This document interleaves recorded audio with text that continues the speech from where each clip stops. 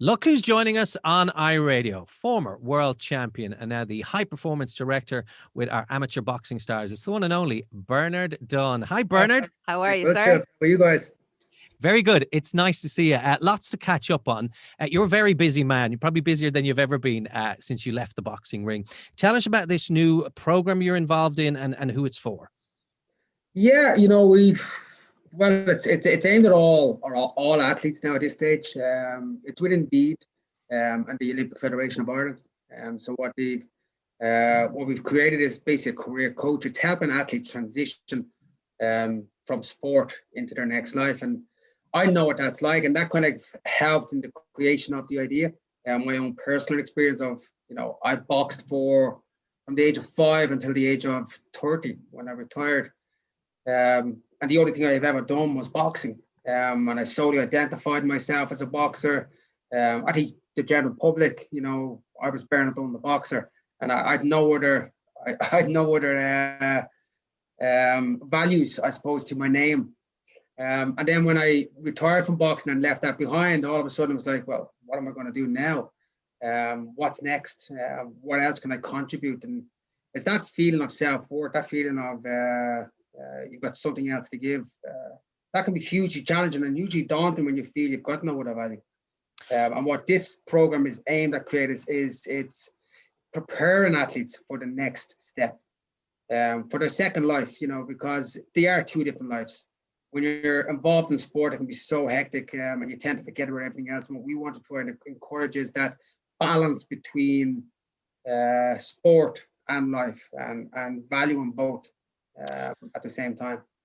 And Bernard, how difficult was that for you, making that transition from professional sport into just everyday life?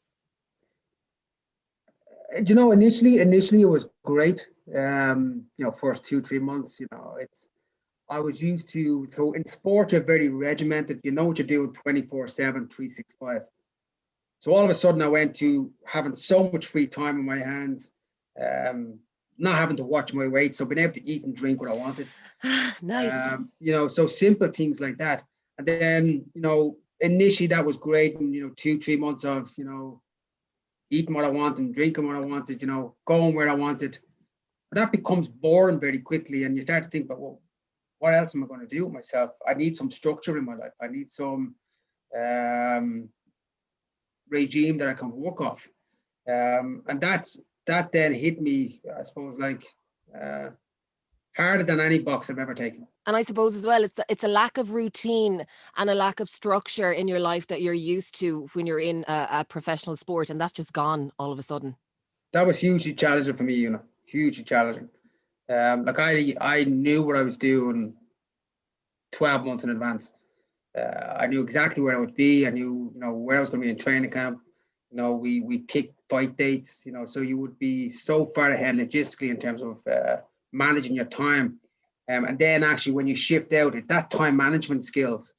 You need to bring them into the next life. You're a great example, Bernard, of somebody who's made a successful transition from the highest level of sport to the afterlife, if you can call it that, because there's pitfalls along the way and people have fallen on hard times and addictions and things like that. You've done many things, and I'm not going to list them all off here now, but you learned Irish, you've made television shows, you put yourself back through college, and you're also the high performance director, one of the highest sports jobs in sport in Ireland, and that is looking after our most coveted and most successful team at the Olympics, our boxers. It is an Olympic year. It is February. Do you know what's happening? I know what we're doing, and that's the piece that we can control. And that's the big piece that we focus on, is what we can control. And that's how we prepare. That's what our training plan's going to look like. What we can't control is, right now, is where the qualifiers take place, and what the whole sequence around the Olympic Games is going to look like. The Olympic Games are going to happen. You think? I'd be very confident that the Olympic Games are going to happen. Because you got to remember, the Olympic Games, like, we plan to go to Tokyo June 28th. So we're in Tokyo, literally a month before the games take place. So there's loads of time to isolate, quarantine, do all the health checks. like we've been training for the last 12 months. Our training environment hasn't changed. So elite sport hasn't been overly impacted upon. Big concern for me would be club athletes and underage athletes not getting access to sport and gyms. And I'm not just talking about boxing here. I think across the board, young athletes or young sports people, we need to engage them. They need to be given that outlet, and that's what sport gives to kids. It gives them something that they enjoy, something that's fun. It engages them with their friends. It's healthy for them. It stimulates the brain. Sport, there's so many things that you get from sport that are so valuable to education, to your working life. All the skills you learn from it: discipline, dedication, hard work, ability to listen and take in instructions, ability to follow a plan. All these things are so relevant to our normal lives. And it must be so difficult now for any club around the country to keep their athletes stimulated and engaged and wanting to do something.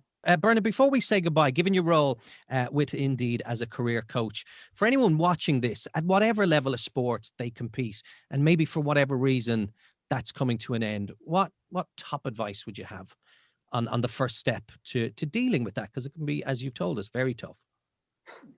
Often as a sports person, it's a fear.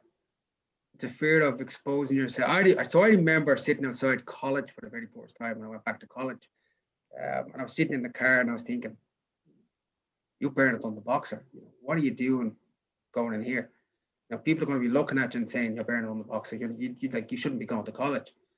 And I actually started the car on the very first morning. I was reversing out to go home. And I just said, you know what, let's give it an opportunity. Let's go in and see what happens. I went in and I didn't leave. So give yourself that opportunity is what I'd say to anybody who's making that transition, or anybody in general. You've got to give something a go. One thing you find out when you try something is, one, I like it and I want to do it, or two, I don't like it, I don't want to do it. But the most important thing is that you give yourself that opportunity to find out. So don't be afraid to try something. It's really important. Fear can stop us doing a lot of things. You just need to kind of push through that. iRadio, live life louder.